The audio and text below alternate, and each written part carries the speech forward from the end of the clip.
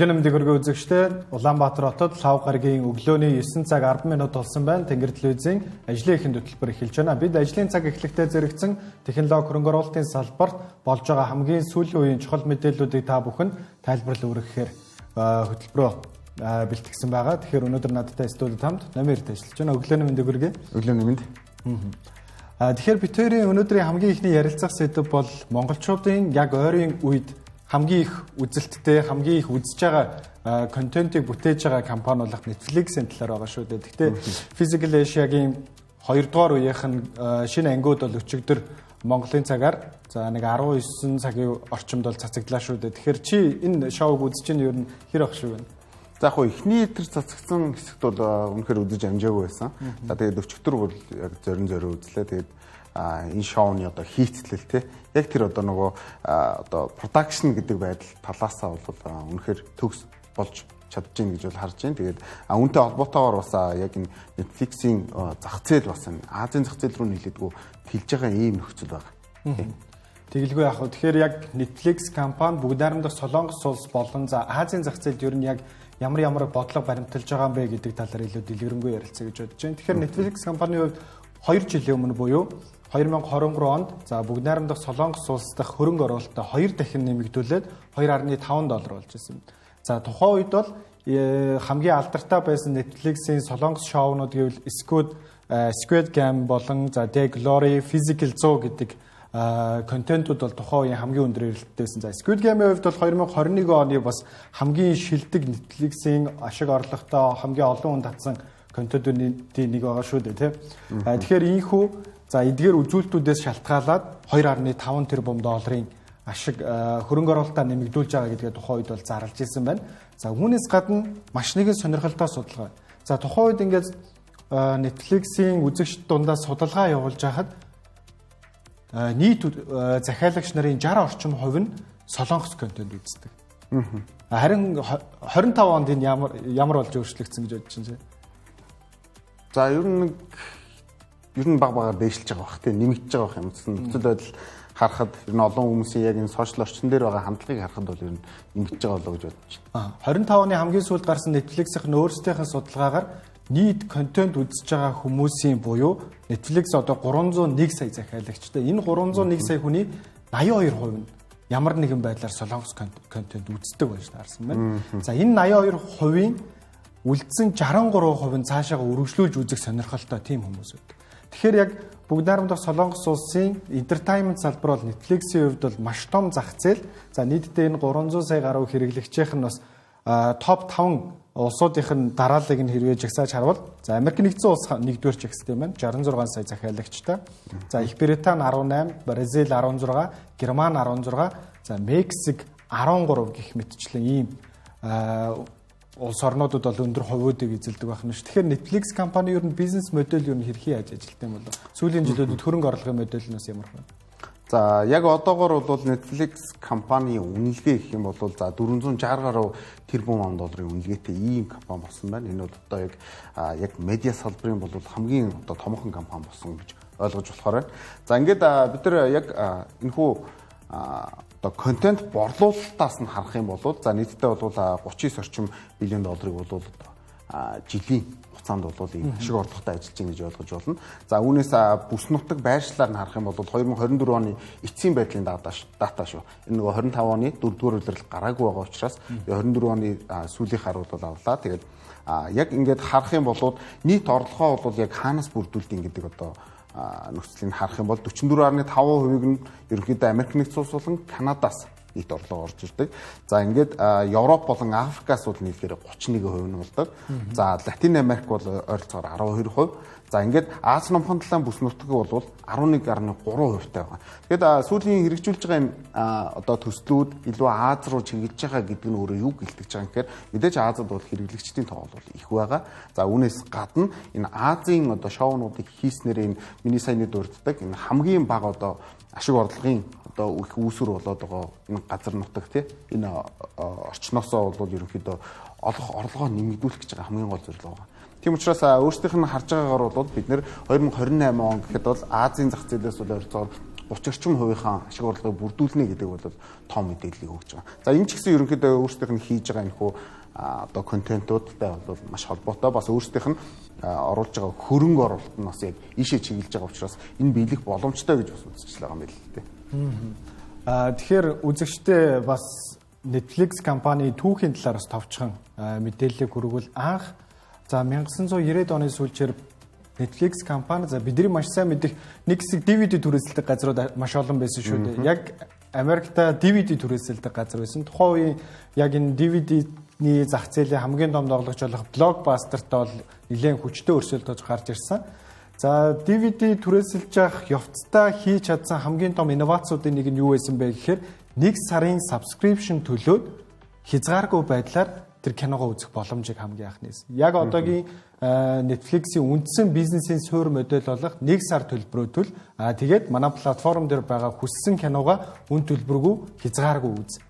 Энэ суурь санаа бизнесийн модельөө тухайн үед олоод за ер нь бол зах зээлийнхаа ихэнх хувийг эзлээд гэхдээ 2000 он гарснаас хойш интернетийн давалгаа эхлээд за DVD болон за яг одоо энэ бидний өдөр тутамдаа ашигладаг MP4 файлууд шахагдаад бүр ийм их хэмжээний файлуудыг интернетээр байршуулах боломжтой болсны дараачаар 2004-5 онд бол интернет рүү шилжиж эхэлсэн. За интернет рүү шилжиж эхэлснийхаа дараачаар хамгийн том зүйлсүүдийг хийсэн нь ерөнхийдөө ийм видео платформ дээр суурлаад стриминг чиглэл рүүгээ орсон нь бол энэ компани бол өөрсдийнхөө бизнес модельийг босгож авах хамгийн том эхлэлүүдийн нэг нь байсан байна тий. Тэгэхээр дараагийн ярилцах сэдв бас мөн технологийн салбартай холбоотой. Гэхдээ entertainment технологи биш химэл оюун. Тэгээ химэл оюуны талаар өдөр болгон ярилцахаас өөр сонголт бол бидэрт байхгүй байх шиг байна. Тэгэхээр энэ удаагийн химэл оюуны сэдв iPhone хэрэглэгчдийн хувьд бол нэлээдгүй чухал мэдээлэл байгаа. Тэгэхээр iPhone хэрэглэгчдийн хувьд анхаарлаа хандуулаарай гэж хүсэж байна. Таны iPhone гар утасны химэл оюун туслах болох Siri-д Google-ийн Gemini химэл оюуныг ашиглаж магадгүй гэдэг мэдээлэл байна. За энэ мэдээлэл бол шинэ мэдээлэл биш. Өмнө нь хэд удаа яг энэ мэдээллүүд гарч ирсэн. Гэхдээ яагаад одоо энэ мэдээлэл ингэж олон нийтийн анхаарлын дунд орж байгаа вэ гэхээр одоогоос 2 жилийн өмнө буюу 2024 онд Apple компани өөрсдийнхөө химэл оюуны стратегийг Apple Intelligence гэдэг нэрээр танилцуулсан байдаг. За Apple Intelligence-ийн хамгийн гол зүйл нь миний түрүүний ярьжсэн Siri. Siri-гийн дараагийн хөлбөр. Siri илүү ухаалаг болох ёстой. Гэхдээ Apple-ийн хувьд нэг асуудалтай зүйл байгаа нь одоо хүртэл өөрсдийнхөө суурь хэлний загвараа хөгжүүлж чадаагүй. Тэгээ суурь хэлний загвараа хөгжүүлж чадаагүй компани энэ шилжилтийг одоо л хийж чадаагүй 26 хүртэл хойшлуулчихад байгаа байхгүй. Өнгөрсөн жилээс эхлээд iOS 18 үйлдвэрлэлийн систем дээр ChatGPT-гийн интеграц орж ирсэн Siri дээр. За Apple тэр цагаас хойш юу гэж хэлжсэн бэ гэхээр дэлхий дээр байгаа хамгийн хүчирхэг химэл оюуны загварууд манай экосистем дээр төвлөрнө. За тэр нь ChatGPT, Gemini, Cloud, Anthropic-ийн Cloud, за мөн Alibaba-гийн химэл оюуны модельтэй Хятадд хамтран ажиллаж байгаа гэдэг. За энэ Хятадын Alibaba-гийн хамтралыг харж үзэхээр Хятадын засгийн газрын хувьд тухайн улсад химэл оюуны загвараа нэвтрүүлэхдээ засгийн газрын зөвшөөрлийг авсан байх шаардлагыг тавьж байгаа. Тэгэхээр тухайн орных нь химэл оюун хөгжүүлэгч компанид бол хамтрах шаардлага гарч байгаа. Харин Google-ийн хувьд Google, Apple хоёр ер нь хэрхэн хамтарч ажилладаг вэ гэхээр Google компани өөрсдийнхөө хайлтын системийг Apple-ийн Safari веб бүтээгчдээр дефолт буюу яг Safari-г бид нар нэхэр Google гарч ирдэ ш. Тэрийг ашиглуулахын тулд жил болго $24 төлдөг.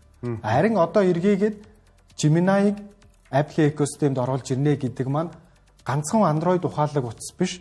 Бүхэл бүтэн утасны экосистемийн хамгийн том химэл оюун нь ер нь цаашдаа Gemini байж магадгүй юм байна гэдэг ийм том аргумент гарч ирж байна л да. Тэгэхээр ер нь Apple-ийн зах зээлийн хувьд ер нь хэр байна? Ер нь сүүлийн хувьд M5 танилцуулснаас хойш ер нь хэр өсөв? Тий. Тэгэхээр бид нар яг түрүү 7 хоногт тий. За тэрний өмнөх 7 хоногт юм уучлаарай. M5 чипийг танилцуулсны дараа бол ямархуу өсөлт орох боломжтой талаар за өмнөх одоо M чипүүд танилцуулагдсны дараагаар хэр хурдтай зах зээл өсөжсэн талаар бас мэдээллийг өгч ирсэн.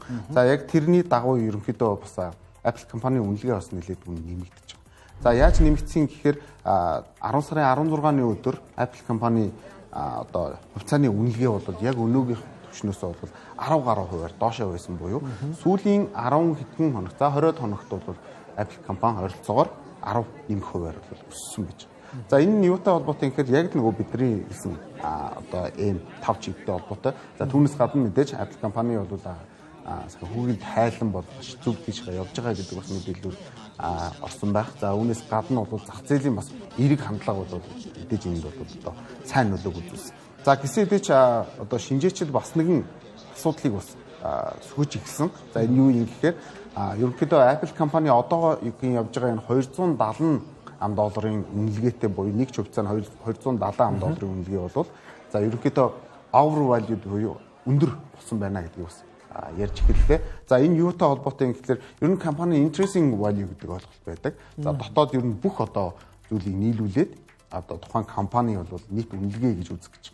За энэ бол ойролцоогоор $169 дээр бол тооцогдоод байгаа юм байна л да. Тэгэхээр тэрнээс даруй 38%-аар өндөр байгаа буюу одоо үнэлгээ бол ийм харьцангуй өндөр болсон байна гэдгийг бол тайлбарлаж байгаа. За үүн дээр бол PE ratio гэдэг бас ойлголт байгаа. За энэ бол ойролцоогоор 35-аас 36 дахин одоо өндөр хэмжээнд бол байгаа гэдгийг бас тайлбарлаж.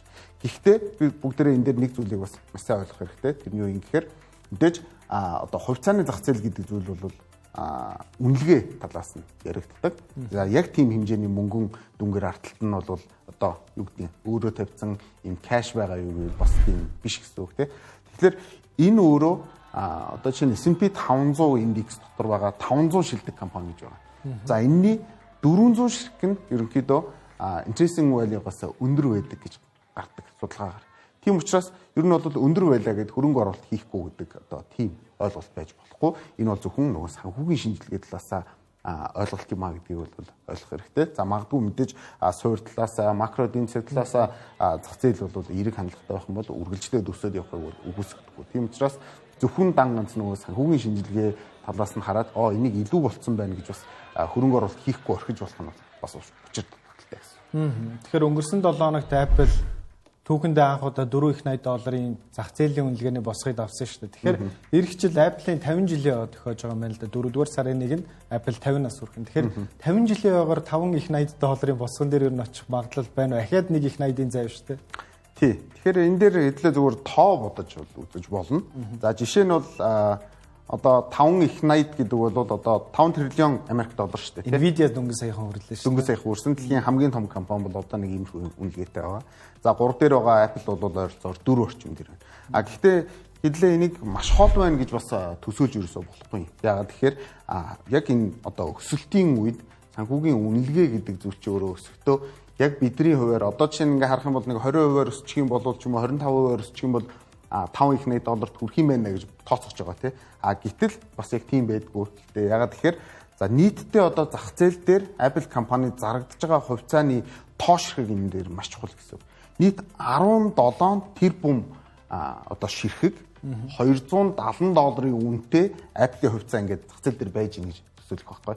Тэгэхээр ер нь бол 5.80-ыг баах нь 17 тэрбумда ингээ хуваагаад үзэх юм бол нэгжийнх нь үнэлгээ $294 дээр хүрэхэд бол Apple компани 5.80-ийн босгыг давах буюу өнөөдрийн байгаагаас бол нэг 10% өсөлт үзүүлэхэд бол энэ босгыг давахд ойрхон байна. Яагаад тэгэхээр үнэлгээ нэмэгдэх тусам тийшээ нөгөө үнэлгээн дээр одоо тоо ширхгээрээ олон болоод олон ширхэгтэй учраас үнэлгээ нэмэгдэх тусам одоо тийм хэмжээгээр л маш хурдтайгаар нэмэгдэнэ гэсэн үг. Тэгэхээр яг өнөөгийн байдлаас бол нэг ойролцоогоор $24 үнэтэй боллоо гэхэд $5.80 одоо босхийг давах нь байна. Энэ бол бас нэг үнэндээ бол тийм ч хол бас биш байж магадгүй. Гэхдээ бид нар мэдээж суур ойлголтуудыг бол зайлшгүй хүлээн зөвшөөрч харах хэрэгтэй. Одоо жишээ нь өнгөрдөг одоо шүн буюу өнөөдөр өглөө одоо Америкийн зах зээл ингээ хаагдахдаа 117%-аар жишээ нь S&P 500 индекс хаагдж байгаа жишээтэй. Тэгэхээр энэ бол одоо нөгөөдгөөсөө дахиад миний тооцчихсон нөгөө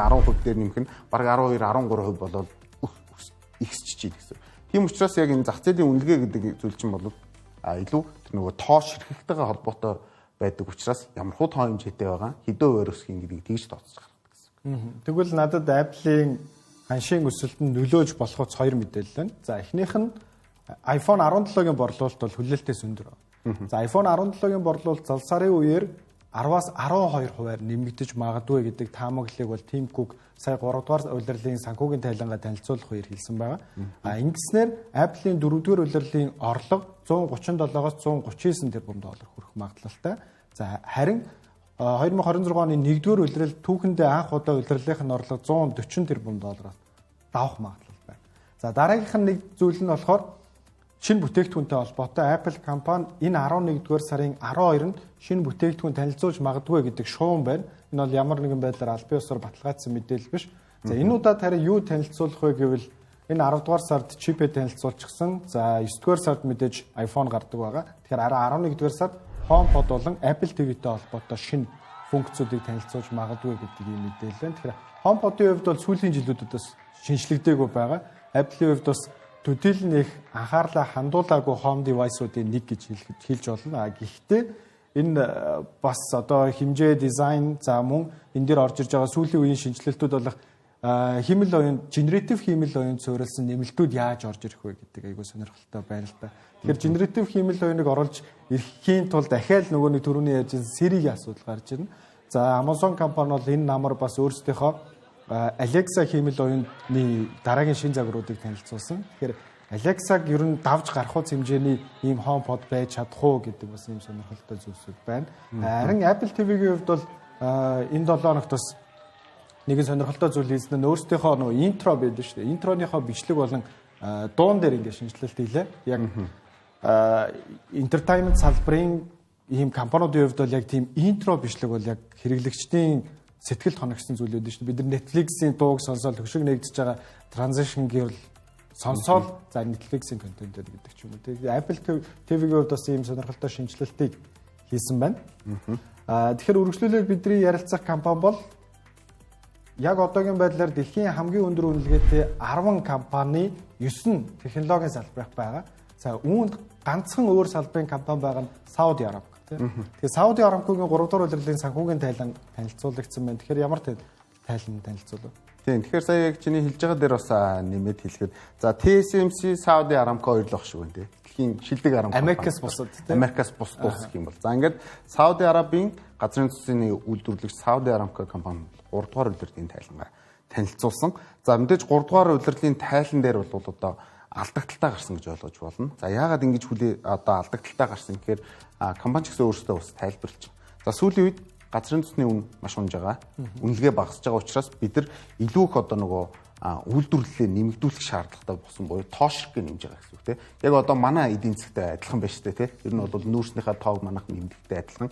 Яг энэ нөхцөл рүү орсон. Гэхдээ энийг нэмэхэд юу өөрчлөгддөг гэхээр нэг ч одоо тоон ч юм уу одоо нэг ч одоо баррелд одоо зарцуулагдах тэрхүү зардал өндөр болчихдог.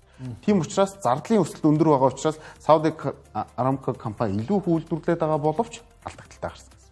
За энийг бол одоо яг та шинжээчид бол ингэж л үзэж байгаа. За ер нь бол Saudi Aramco компани өөрсдийнх нь хийж чадхаа л хийж байгаа. За мэдээж энэ зах зээлийн одоо үнэлгээнээс шалтгаалаад унж байгаа учраас энэ дээр бол одоо хөрөнгө оруулагчид бол харьцангуй бас 50 ханднаа гэж хүлээжсэн. За тэр ч гэсэн бас ерөнхийдөө бас бэлдээ олж явах шиг байна. Saudi Aramco компани бол одоо өнгөрсөн 9-р сараас хойшоо бол ойролцоогоор 11 орчим хувиар өссөн яваа буюу үнэлгээ бас өндөр болоод явж байгаа. Тэгэхээр өнгөрсөн 9-р сард болсон нөхцөл бол бүр маш одоо хямдхан болж байгааг харуулж байгаа. Saudi Aramco дэлхийн нэг хэсэг бол дэлхийн хамгийн өндөр үнэлгээтэй компани явсан. Гэтэл өнөөдөр бол бас ингээд шилдэг 10-та байгаа ч гэсэндээ 6 руу 7 руу энэ төр орж маш доошо орж байгаа учраас одоо тус компани үнэлгээний талаар бас хүмүүс санаа зовж байгаа.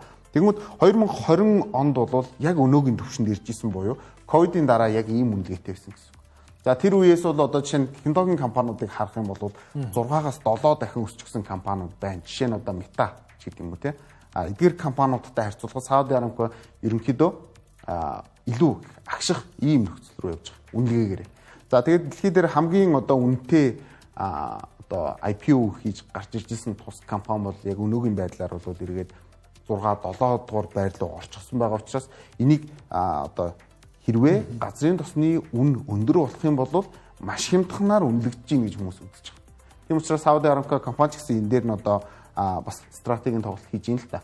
Бид нар 2030 он гэхэд одоогийн байгаа зөвхөн одоо энэ газрын тос нийлүүлдэг одоо энэ одоо бизнес модулоос дахиад гадна одоо байгалийн хийг бас бид нар нийлүүлдэг болно. За үүн дээр тухайн одоо нөхцөлд бол бид нар шинэ технологиг танилцуулна гэж бас өөрсдөө амлаж байгаа. За тэр нь болохоор юу юм гэхээр одоо бид нар LNG гэдэг ойлголтыг бол бас ойлгодог болсон баг. LNG гэж юу юм гэхээр шингэрүүлсэн байгаль ихий. За тэрийг өндөр одоо градусд хөргөө зөөх боломжтой юм технологи гарч ирсэн шүү дээ.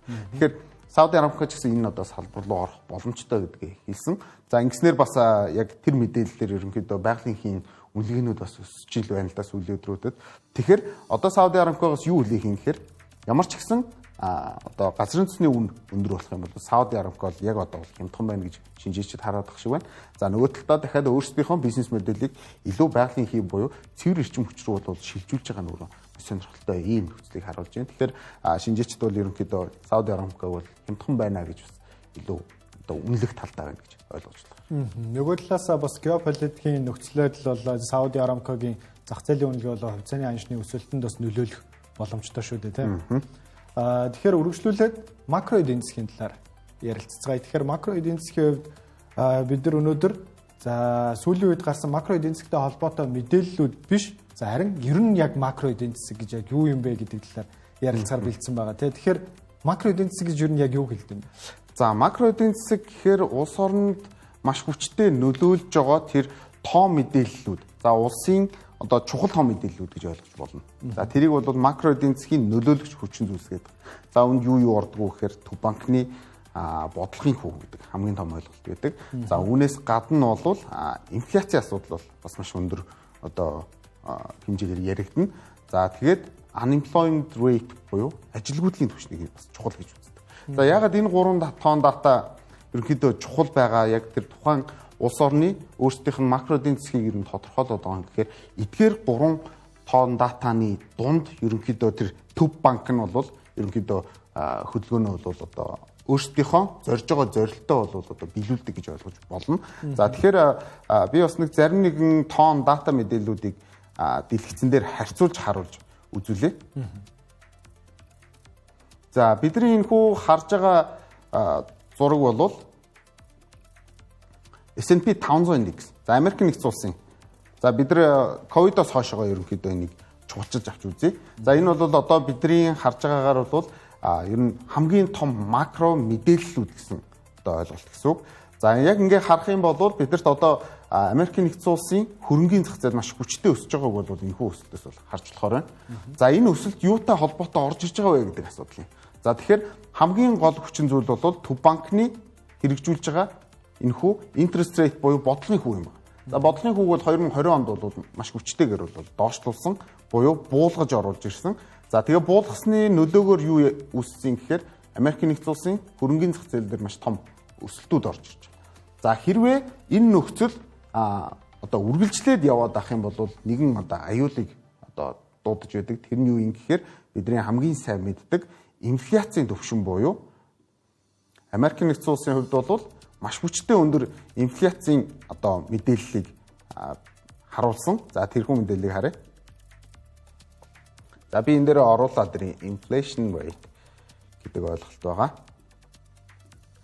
За энэ хүү хөх дүрсээр орж ирж байгаа нь бол бид нар interest rate буюу бодлогын хүүг доош нь буулгаснараа инфляцийн нөхцөл байдал маш хурдтай өсөж байгааг бол энэ зураглаас бол харж болж байна. За хэрвээ энэ үргэлжлээд чигээрээ өсөөд яваад байх юм бол ямар нөхцөл бүрдэх юм гэхээр мэдээж бараа бүтээгдэхүүний одоо үн бол тасралтгүй өсөж байна гэсэн. Тийм учраас энийг буулгах нь бол ерөнхийдөө төв банкнуудын буюу улсуудын хамгийн гол том макро зорилт байдаг. За хэрвээ энийг буулгаж чадах юм бол нөхцөл байдал яадаг юм гэхээр дараа нь одоо эдийн засгаа тэлэх тэр одоо тэлэлт рүү бол шилжихэд бол илүү амархан болдог гэж ойлгож байна. За тэгээд энийг буулгахын тулд яаж байгаа юм гэхээр зөрүүлээд нөгөө interest rate буюу бодлогынхоо үгэн хэмж байгааг бол та бүхэн дээрээс харж болохоор байна. За мэдээж 2022 он бол тэр чигтээ яг энэ хувьцааны салбар дээр бол маш том уналтууд орсныг бол энэ одоо хэсгээс бол харж болно. За яагаад тэгэхээр хүмүүсийн санаа зовлон бий болж байна гэсэн үг. За инфляцийн түвшин өндөр болоод байх тусам хүмүүс хувьцаагаа зараад байна гэсэн ойлголт байхгүй. За тэгэнгүүт энэ дээр нөгөө интерest rate дээш нь өсгөх буюу зах зээл дээрх байгаа одоо хүүгийн түвшин өндөр болгочихлоор яаж юм гэхээр хүмүүсийн хэрэглээг ерөнхийдөө танах энэ одоо шаардлага руу орж ийн гэсэн үг. За ингээд 2022 оноос хойшоо бол үргэлжлүүлэн одоо хувьцааны зах зээл бол нэмэгдсэнийг бол энэхүү зураглаас бол харж болохоор байна. За үүн дээр нэмэх нь бид нэгэн чарт зураглыг оруулж ирж харъя. За энэ бол ажилгүйдлийн түвшин гэдэг ойлголт байгаа. За ажилгүйдлийн төвшинг харах юм бол харьцангуй бас маш өндөр хувиар бол дээшээ 2020 онд бол дээш өндөр болсныг харна. За энд бол мэдээж ковид бол нөлөөтэй. Ковид болсноороо энэхүү нөхцөл дээш өссөн учраас ерөнхийдөө бодлогын хүүг доош нь буулгаж, зах зээлийг тэлж, бизнесүүдийг ажилуулах зарчмаар илүү олон хүнийг ажилтай болгох тэр одоо сонголтыг хийсэн гэж ойлгож байна. Тэгэхээр одоо эргээд байх ёстой хэмжээндээ буюу яг одоо бол Америк нэгдсэн улсын хувьд бол 4.3% дээр ажилгүйдлийн төвшин бол харагдаж байна. За бас яг тогтвортой байх төвшингөөс үл ялэг жоохон дээшээ гэсэн. Тэгэхээр энэхүү 3 дата мэдээлэл дээр тулгуурлан за хөрөнгөний зах зээл дээр бид нар шинжилгээ хийж харах гэдэг юм гэсэн. За одоо тэгэхээр ямар нөхцөл рүү шилжиж байгаа юм гэхээр нөгөө төв банкны суур хүү гэж хэлээд байгаа бодлогын хүү чинь эргээд дахиад буурах боломжтой шүү гэдээ одоо яриад байдаг тийм. Одоо бид нар бол магадгүй 12 сард дахиад дараагийн бууралтыг хийх одоо нөхцөлийг хүлээж байгаа. За энэ үед бол зах зээлийг илүү тэлсэн ийм үйлдэл болж байгаа гэсэн. Илүү зах зээл рүү мөнгө одоо нийлүүлэх энэ рүү шилжиж байна гэсэн. Тэгэхээр яг уу суур талаасаа бол одоо хувьцааны одоо үнэлгээ бол үргэлжлүүлэн өсөх боломжтой мүү гэдэг одоо таамагуд гардаг гэсэн үг л дээ. За хэрвээ зөрөөд энийг буулгаснараа инфляцийн нөхцөл байдал хүчтэй өсөд эхлэх юм бол энэ бол яг төв банкнуудад бол маш томоохон асуудал болно. Хэрвээ тэр төв банкны нөхцөл хүндрэх юм бол мэдээж энийгээ буцаад буулгахгүйгээр өсгөж эхэлнэ гэсэн үг. Инфляцийн нөхцөл өндөр болоод эхэлж байгаа учраас. За тэгээд энэхүү бүх одоо тоон дата мэдээллүүдийг хооронд нь харьцуулаад макро эдийн засаг талаас нь юу гэж хардیں۔ Тэгэхээр төв банк өөрийнхөө мөнгөний бодлогоор бол өнөөдрийн байгаа одоо зах зээлийг ерөнхийдөө удирдах одоо ажилуулдаг гэж ойлгож байна. Хэдхэн өндөр инфляцтай байх юм бол interest rate буюу бодлогынхаа хөв өсөгдөг, хүмүүсийн хэрэглээг бууруулдаг. За эсвэргээрээ зах зээл маш удаашралтай өсөлттэй байх юм бол бодлогын хөв бол доош нь буулгатай гэж ойлгож байна. За ингээд тэрнээс нь шалтгаалаад бол ажилгүйдлийн төвшин ямар байх нь харагддаг.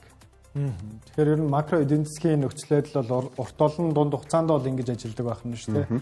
Тэгэхээр маш сонирхолтой мэдээлэл байлаа. Одоо харин бид өнөөдрийн онцлог зочинтойгоо холбогдох гэж байна. За бид тун удахгүй Монголд нэг зохион байгуулагч байгаа арга хэмжээний зохион байгуулагчтай болон зохион байгуулагч болон санаачлагчтай холбогдож байгаа. Энэ ямар арга хэмжээ вэ гэхээр The Media Show 2025 арга хэмжээ энэ сарын 15-нд зохион байгуулагдана. За энэхүү арга хэмжээ нь ямар учиртай вэ гэхээр хэвлэл мэдээлэл болон медиа салбарт ажиллаж байгаа залуу мэрэгжилтнүүд оюутан залуусыг нэг дор цуглуулад салбарын мэрэгжилтнүүдийг урьж авчираад за яг тэр салбарт тулгамдж байгаа асуудлууд болон за тэр салбарын экспертүүд 10-20 жил ажилласан хүмүүс өөрсдийнхөө салбар бүрийн туршлагыг залуустай хуваалцдаг байгаа.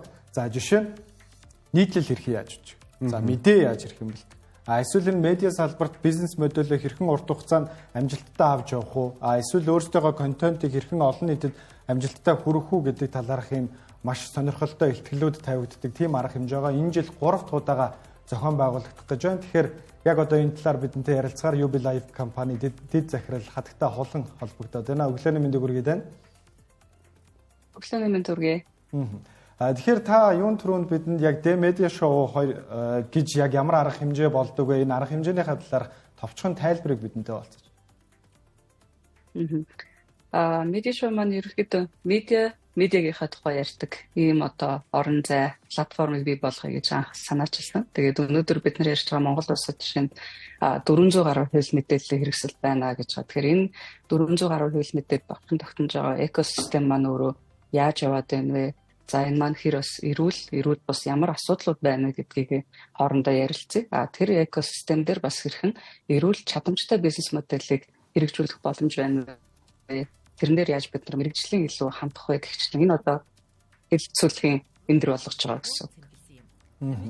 Тэгэхээр энэ жил үндэсний шинэ номын санд зохион байгуулагдана. Тэгэхээр энэ жилийн бас та хэдийн бэлтгэж байгаа ихтгэл хэлэлцүүлэг дундаас онцлог ихтгэлүүд ямар ихтгэлүүд байгаа вэ? Та тэднээс бидэнтэй бол. Уучлаарай миний чихэн дээр артлын дүрсний дуу яваад сонсогддог.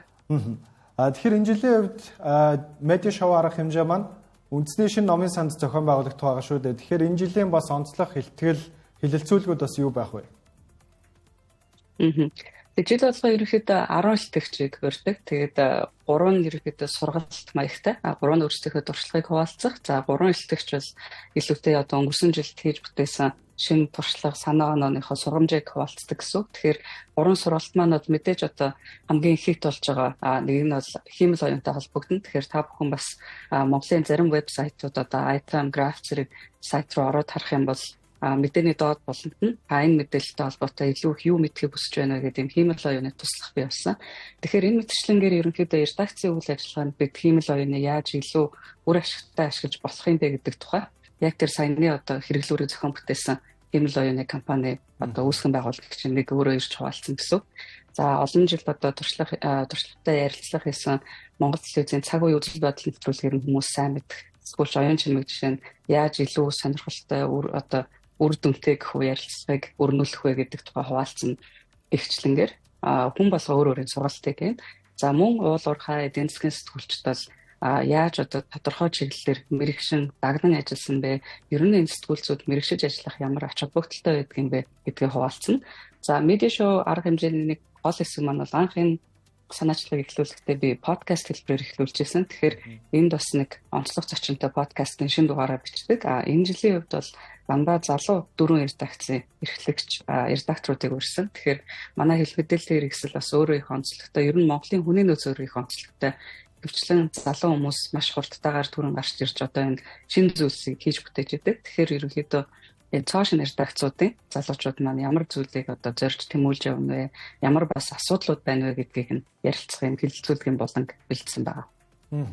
Тэгэхээр танаас хиймэл оюун болон медиа салбартай холбоотой нэг зүйлийг асуухад ер нь хиймэл оюун ChatGPT анх танилцуулагдсанаас сошиалын генератив хиймэл оюуны хамгийн их сайн чадж байгаа зүйлсүүдийн нэг нь текстийг ямар нэгэн байдлаар хувиргах, хөрвүүлэх чадварууд байгаа шүү дээ.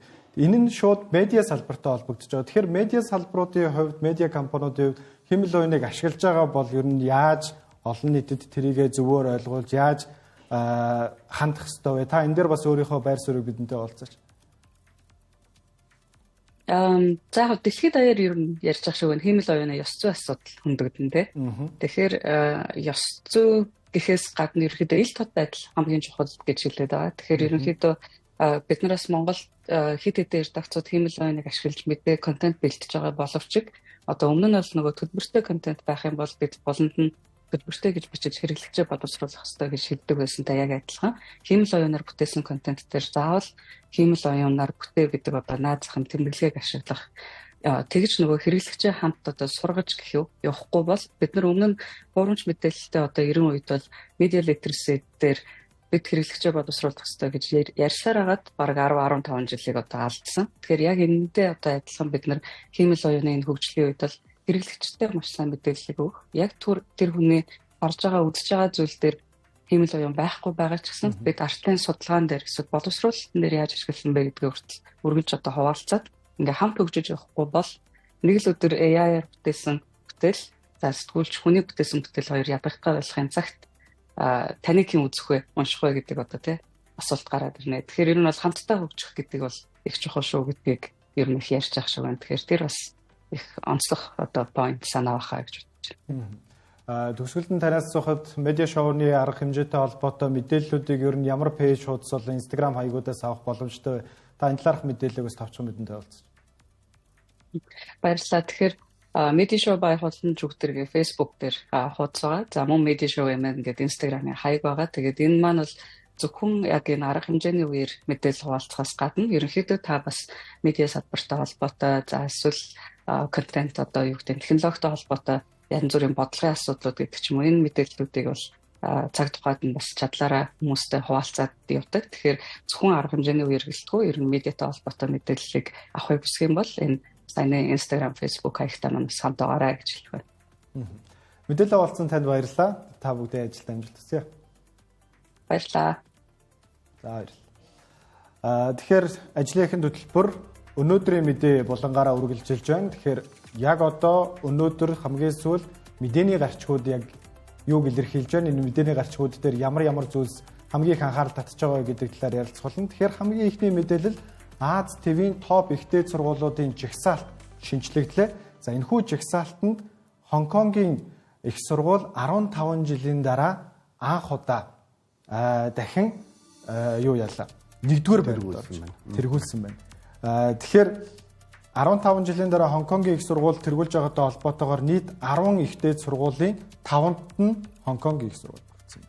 За та бүхэнд эхний их дээд сургуулиудын жагсаалтыг харуулъя. За нэгдүгээрт бол түрүүний хэлсэнчлэн Хонконгийн их сургууль, за мөн Хонконгийн шинжлэх ухаан болон технологийн их сургууль, за мөн Хятадын Хонконгийн их сургууль, за мөн Хонконгийн City University of Hong Kong, за Hong Kong of Polytechnic их сургууль, за мөн Баптистийн Хонконгийн их сургууль гэх мэтчлэн ийм сургуулиуд бас нэлээдгүй өндөр жагсаалтаар бол багтсан байна.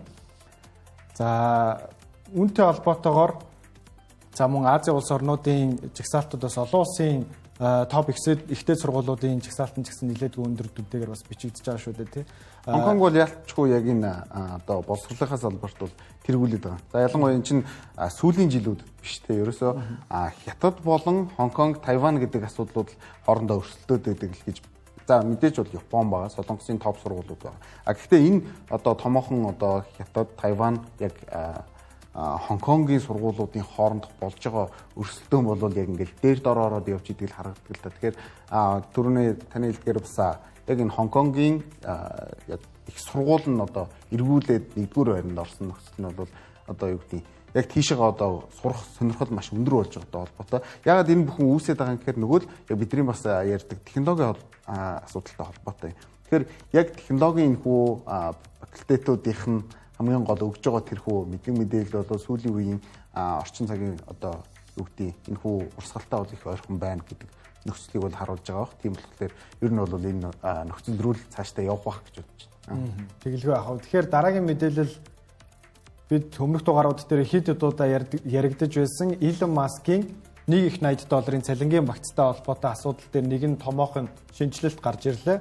За тун удахгүй бас Tesla компани хувьцаа эзэмшигчдийн хурал болох гэж байгаа тийм. Тэгэхээр энэ хувьцаа эзэмшигчдийн хурлын өмнө Tesla-гийн бас нэлээдгүй их хувьцааг эзэмшдэг Норвегийн үндэсний баялагын сан Elon Musk-ийн $1.80 цалингийн багцыг дэмжихгүй гэдгээ мэдгдсэн байна. За $1.80 цалингийн багц нь яг юу байгаа вэ гэхээр за Tesla-гийн зах зээлийн үнэлгээ одоо нэг орчим тэрбум их $80 байгаа тийм. За үүнийг 8.5 дахин ихсгээд буюу $8.5 их $80 болгоод 10 жилийн дотор одоо эзэмшиж байгаа 16% 25 болгож нэмэгдүүлээд $1.80 ер нь бол за нэг талаасаа цалингийн багц гэж хэлж болно. Нэг талаасаа энэ чинь дотор нь хувьцаа багтж байгаа цалин урамшууллын багц урамшууллын багц гэж хэлж болно. Тэгээ paycheck гэж нэрлэж байгаа тийм. Ийм асуудал гарсан байна. Тэгэхээр Tesla-гийн ер нь төлөөлөл удирдах зөвлөл энэ дээр бас ямар хөө байр суурьтай байх шүү вэ? Төлөөлөн удирдах зөвлөлийн хувьд бол энэхүү саналыг дэмжиж өгөөч гэдэг саналтай байна. Хинд саналтай байгаа гэхээр нөгөө institutional одоо shareholder-ууд гэж хэлдэг. Одоо түрүүний таны хэлдэг юуны те Норвегийн баялагын сан ч гэдэг юм уу. За өөр маш олон сангууд байгаа.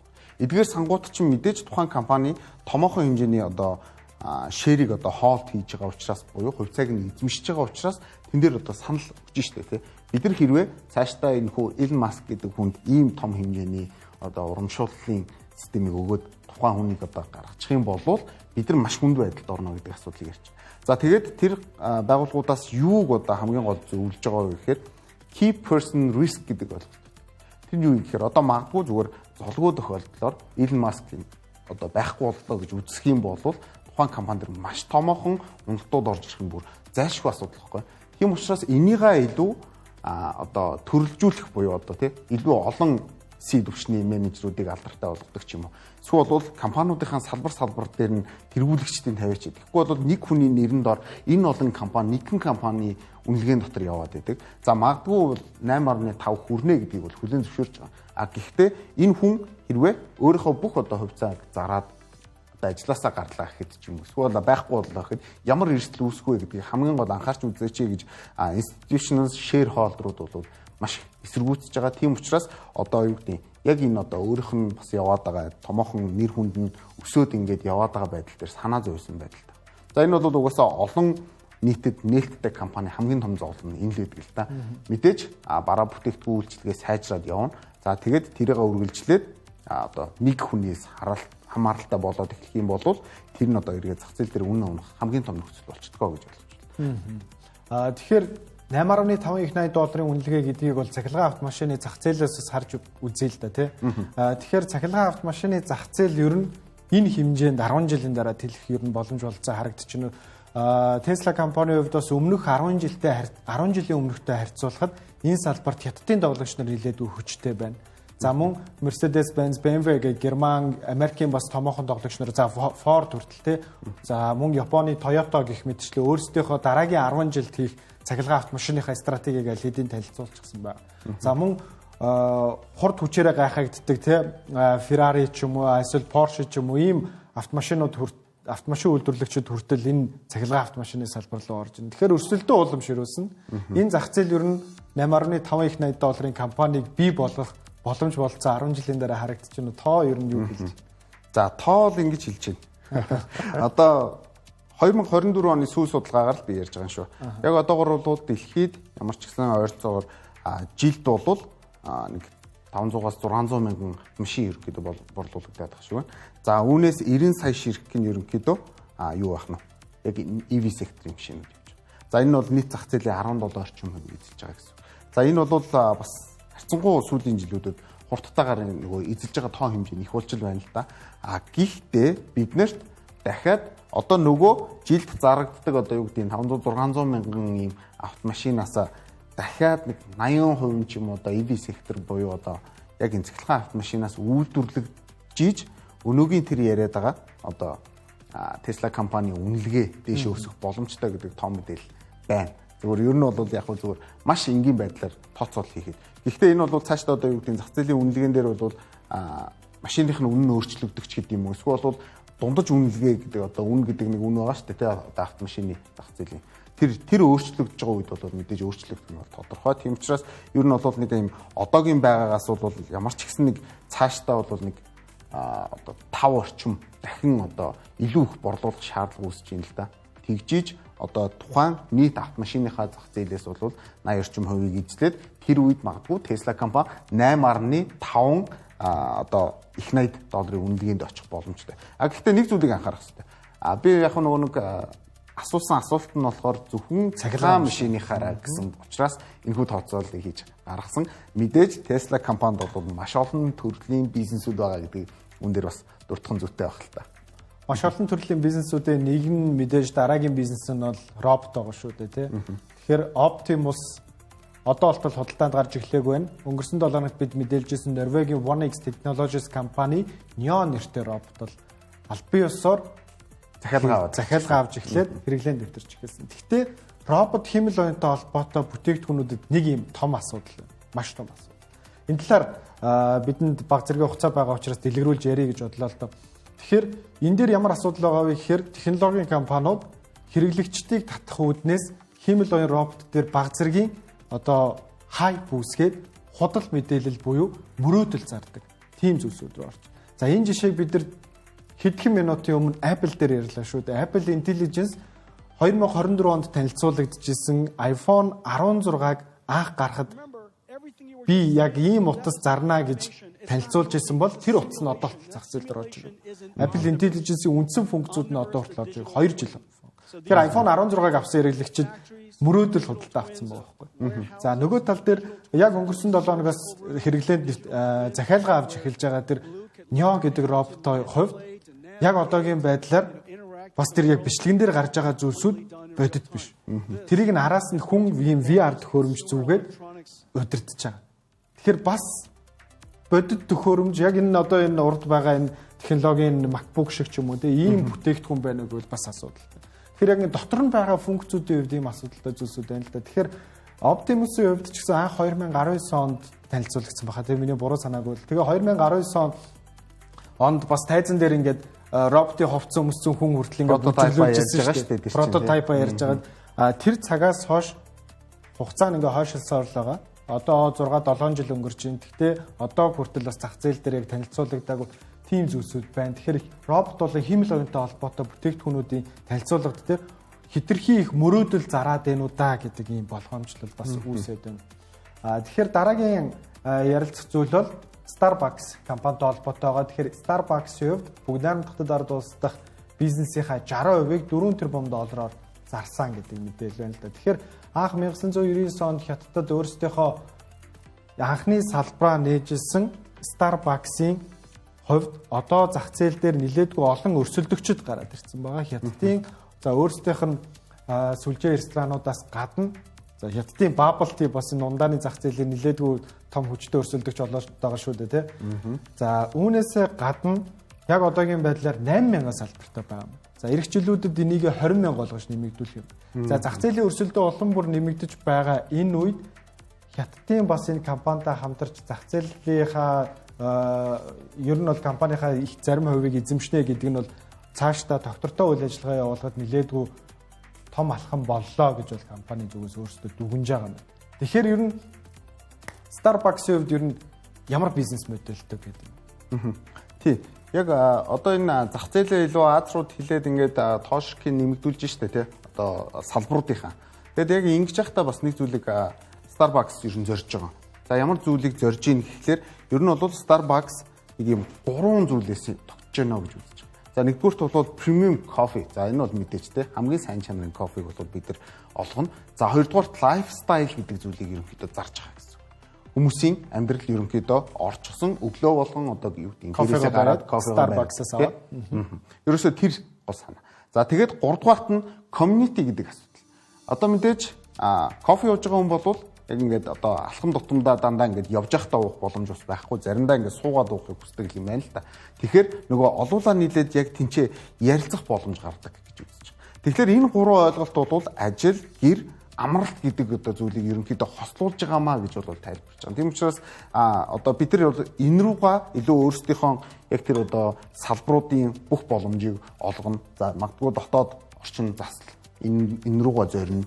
Эсвэл бол одоо хүмүүсийг маш амархнаар аваад явах боломжийг олгоно ч гэдэг юм уу. Тэгэд илүү ажилчдаа сайжруулж байгаа тэр Green Apron гэдэг төслийг өчигдөр ярьжсэн тийм. Тэгэхээр энэтэй холбоотойгоор бол бид нар ингэж өөрчлөгдөж байгаа маа гэдэг нь бол мэдээж Starbucks-ийн хувьд бол илүү бизнес модель талаас бол сайн мэдээлэл болоод за ийм учраас бол ерөнхийдөө хүмүүс Starbucks руу маш их сонирхолтой болж эхэлж байна л да. Ялангуяа Хятадын зах зээл. Тэгэхээр Starbucks-ийн хувьд яг одоогийн байдлаар дэлхийд даяар 40,000 салбартай болсон юм байна. Тэгэхээр яг түрүүний хэлсэнчлэн энэ лайфстайлыг бол дэлхийд даяар бол түгээж чадчихжээ. Тэгэхээр бидний өнөөдрийн хамгийн сүүлийн хүрэх мэдээлэл бол OpenAI компанитай холбоотой OpenAI Amazon Web Service буюу Amazon-ы cloud үйлчилгээтэй 38 тэрбум долларын гэрээг байгуулсан. За OpenAI-ийн том гэрээнүүдийн талаар бид нар маш олон удаа л ярьж байгаа шүү дээ, тийм. Том дүн сонсогдоод байна дандаа. Энэ удаагийнх яг өмнөх дугаар дээр миний ярьжсэнчлэн cloud үйлчилгээний томоохон тоглогч нараас нэг компани үлдчихэд байна. Тэр нь хамгийн том зах зээлийг эзэмшиж байгаа компани буюу AWS үлдчихэд байна. Тэгээ AWS-тэй хамтран ажиллаж байгаа гэрээгээ ингээд танилцууллаа. Тэгэхээр яг одоо ChatGPT-г ажилуулахын тулд ямар үйлчилгээнүүдтэй гэрээ хийж байгаа вэ гэхээр за гэрээ хийсэн бэ гэдгийг одоо товчхон танилцуулъя. За хамгийн ихнийх нь 500 тэрбум долларын өртөг бүхий Stargate төсөл. За дараагийнх нь Nvidia-тай хийсэн 100 тэрбум долларын хөрөнгө оруулалт Nvidia OpenAI тийм. За дараагийнх нь AMD-гээс авах ер нь 100-аас 200 тэрбум доллар орчимд яригдж байгаа шинэ чип худалдаж авах гэрээ. За дараагийнх нь Amazon-ы гэрээ орж ирж байна 38 тэрбум доллар. За Intel-ийн 25, за TSMC-ийн 20, Microsoft-ийн 13, за Oracle-ийн 10 гэх мэтчлэн яг одоогийн байдлаар дэлхий дээр cloud үйлчилгээгээр тэргүүлж байгаа бараг бүх компанитай ChatGPT бүтээгч OpenAI компани гэрээ хэлцэл хамтын ажиллагаануудыг байгууллаа. Ингэснээр дэлхийн хамгийн хүчирхэг ардлын дэд бүтцтэй химэл оюуны систем бол ChatGPT болж байна. Тэгэхээр ChatGPT-гийн хэрэглээ гарч ирснээс хойш технологийн салбарт юу хамгийн их чухалчилж авч үзэжсэн бэ гэхээр хин хамгийн хүчирхэг химэл оюуныг бүтээх нь биш, хин хамгийн хүчирхэг дэд бүтцийг эзэмшиж чадна, тэр бол эцсийн ялагч байна гэдэг яриа өрнөжсэн. Тэгэхээр яг одоогийн байдлаар хамгийн хүчирхэг дэд бүтцийг бол OpenAI компани энэ гэрээнүүдээс эзэмшиж байна гэж харж болохоор байна.